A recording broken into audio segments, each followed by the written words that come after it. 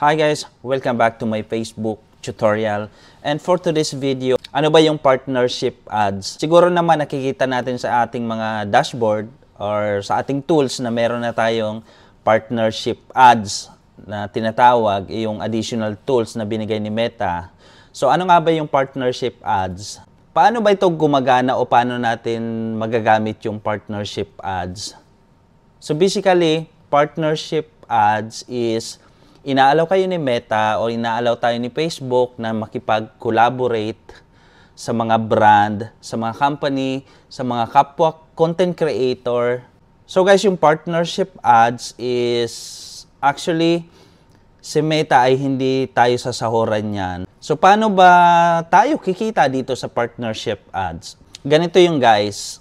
Well, depende yan sa pag-uusapan nyo na ka-collaboration nyo. Let's say company. And then, bali ang mangyayari dito is gagawa kayo ng isang video, short video like in Reels. Tapos, pag in-upload nyo siya, kailangan itatag nyo yung company para makita nila na gumawa kayo ng content about sa kanilang product or about sa kanilang service. Or pwede rin gusto nyo makipag-collab sa kapwa content creator.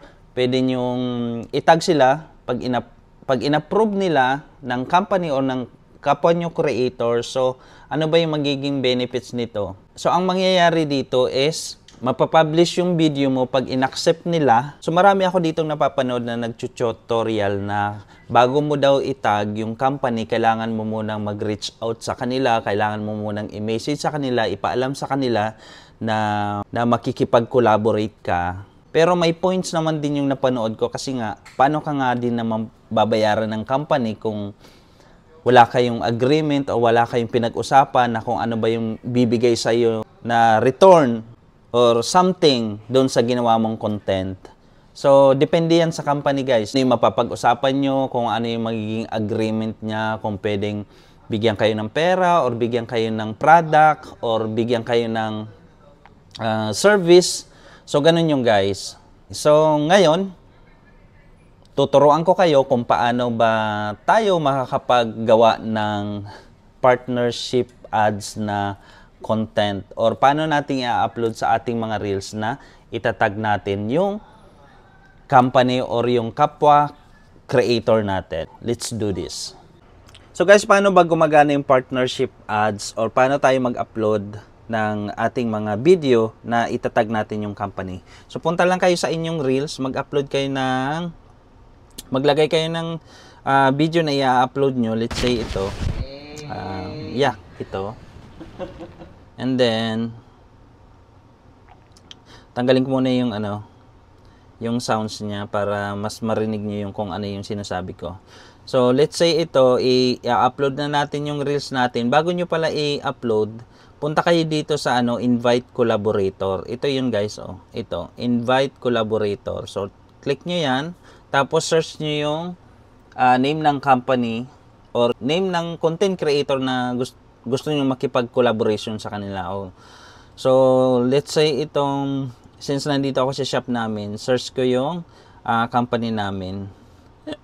Bakit naman yung company namin? So, Jashan Mall. So, lalabas dito, meron dito yung tatlong related na name. So, ito yung Jashan Mall Warehouse Sale, Jashan Mall National Company.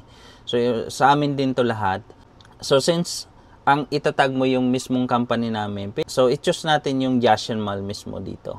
Ayan o. Ayan. Click nyo lang yan. So, dito siya pupunta sa invite collaborator dito sa baba. Ayan, dito. Pag click mo yun dyan, nandyan na siya, diba? So, ganun lang yan guys, kadali guys ha. Tapos, once na share mo na yung content mo, manonotify sila. Tapos, ayun, makikita nila doon. Tapos, depende kung i-accept nila yung yung invitation mo. Paano ba kikita to? Kasi labas ng si Meta dito.